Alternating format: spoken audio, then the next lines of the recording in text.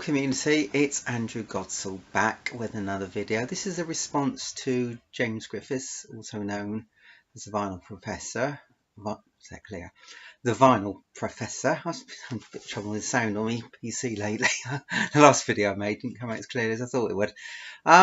He did a video yesterday showing 10 records he bought in 10 different cities and asked if anybody else could come up with a similar list.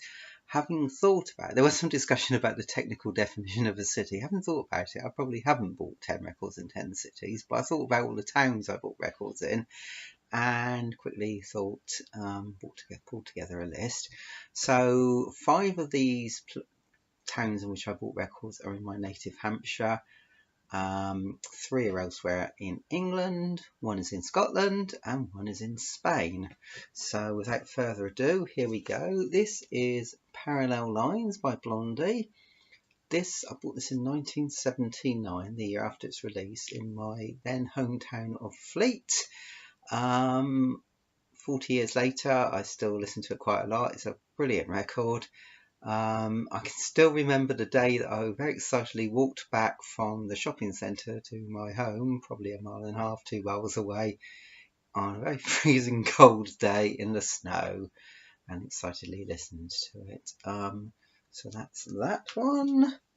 Next up, Dark Side of the Moon. I bought this about 1980.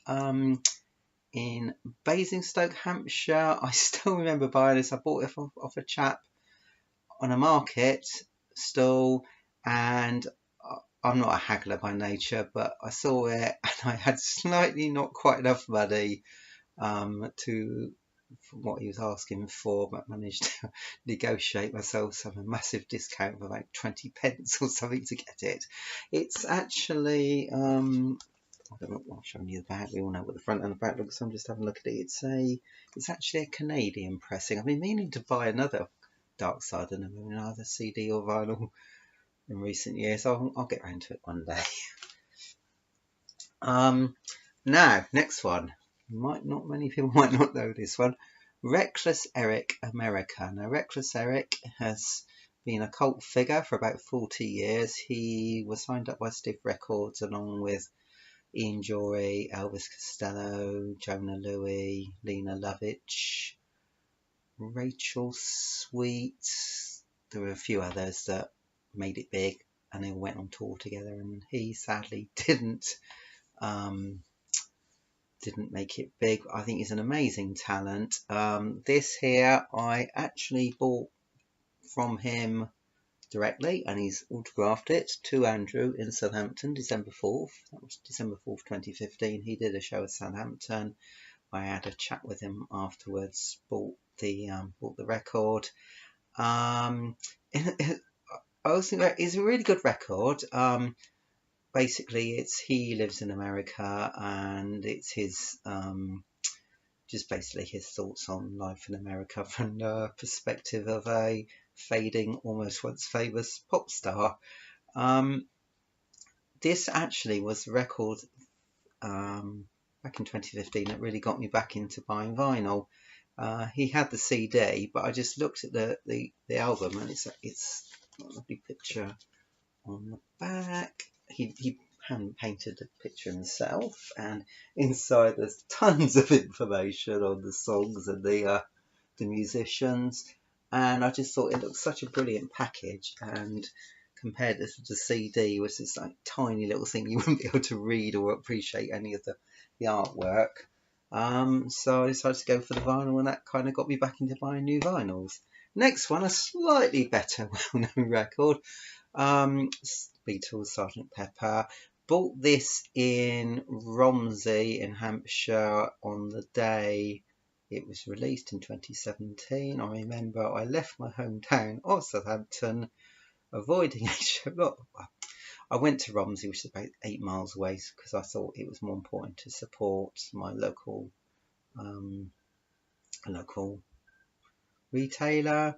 Bit of a shout out, 100 Records in Romsey. Hello Mark. He says that he hasn't got time to watch my long rambling videos, so once I've posted this on YouTube I might tag him on Twitter and see if he can break the habit of a lifetime.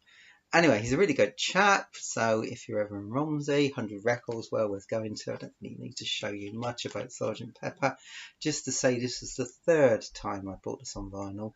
I bought, back in 1980, I bought one at Cheltenham in Gloucestershire, and then a couple of years ago I also managed to pick up a 1967 mono pressing in not too bad a condition at a record fair in Southampton, but this isn't my favourite version of it. Also, I got the giant box set, you know, the 5 CDs and a DVD, something like that. And the last of the Hampshire ones, I only picked this one up a couple of weeks ago in Winchester, El Dorado by ELO. Lovely picture, something to do with the Wizard of Oz, I believe. Strange actually, I got into ELO back in the late 70s, early 80s, and there was something called the ELO EP, which was like a little 4-track thing, like an EP is, with 4 songs from their 3 sort of mid-70s albums that we re-released at that time. A little thing to get people interested in. Bought the EP because I saw it half price. In fact, in the very shop where I bought Parallel Lines a few months later, saw this, saw the EP. I thought, don't know the songs, but can't go bad. It was half price.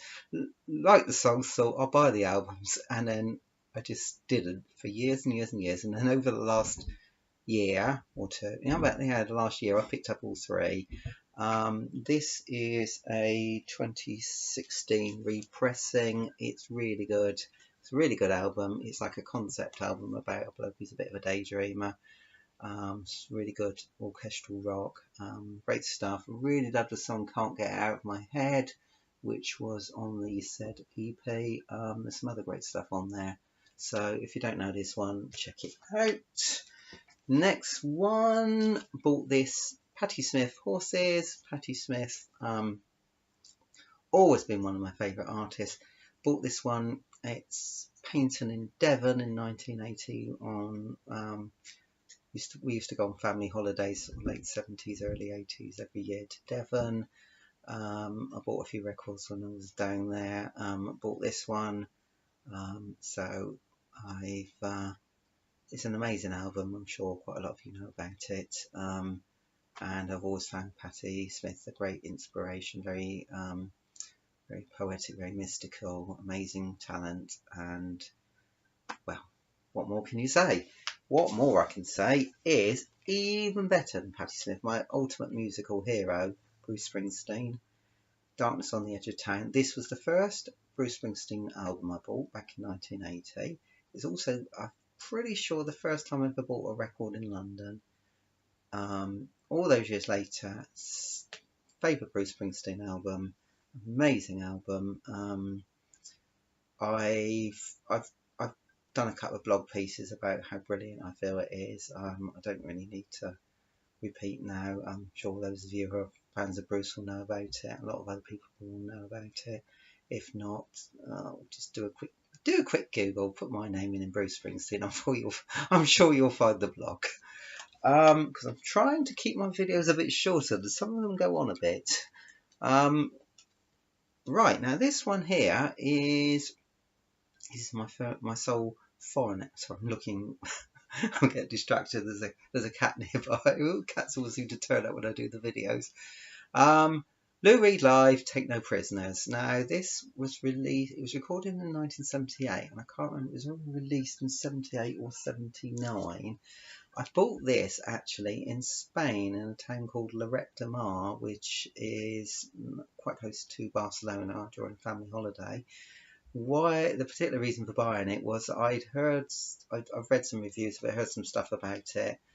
It is an amazing album, not so much for the music, but for Lou's monologues and banter with the audience, and he takes a bit of heckling and gives it back.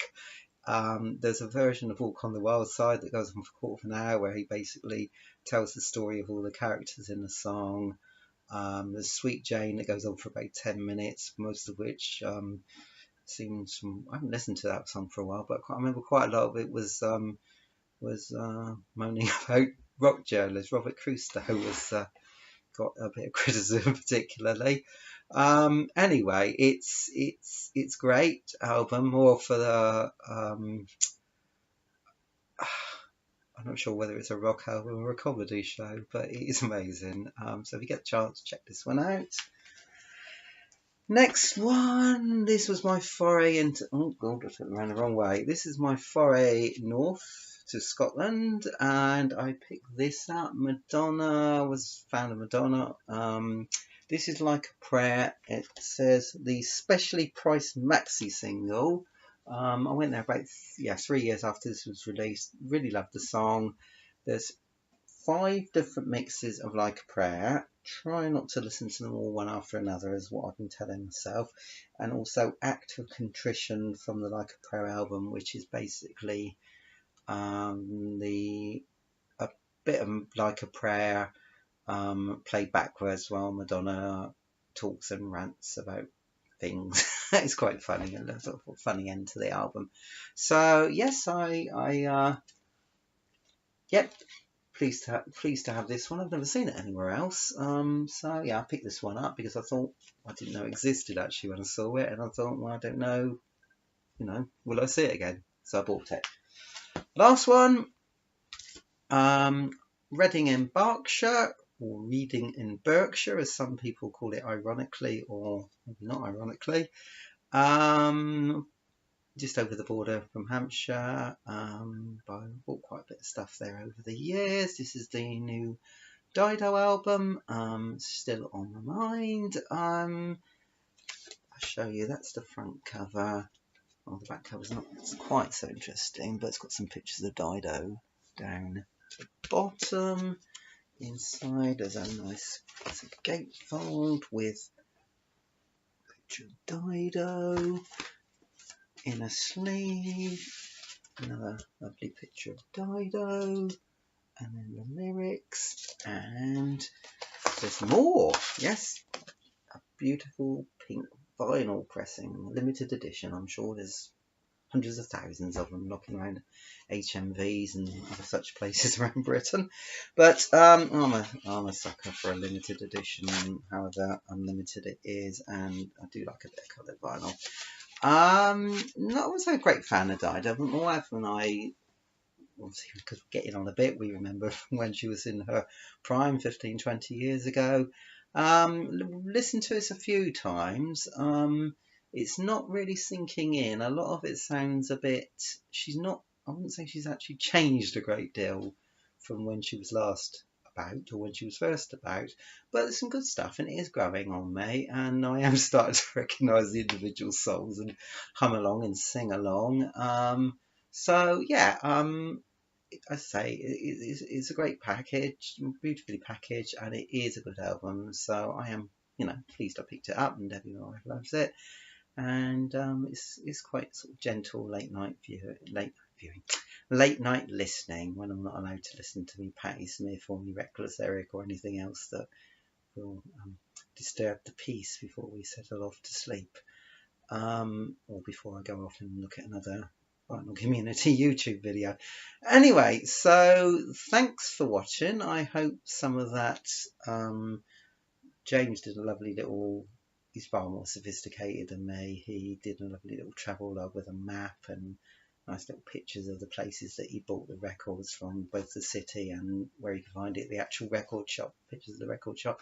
I tend to just sit here with my records and talk without a script and see where we go. So I hope that's been of interest, and I shall say goodnight for now while waving Dido, anybody that's still watching, and no doubt I'll be back with something else another day soon. Thank you, good night.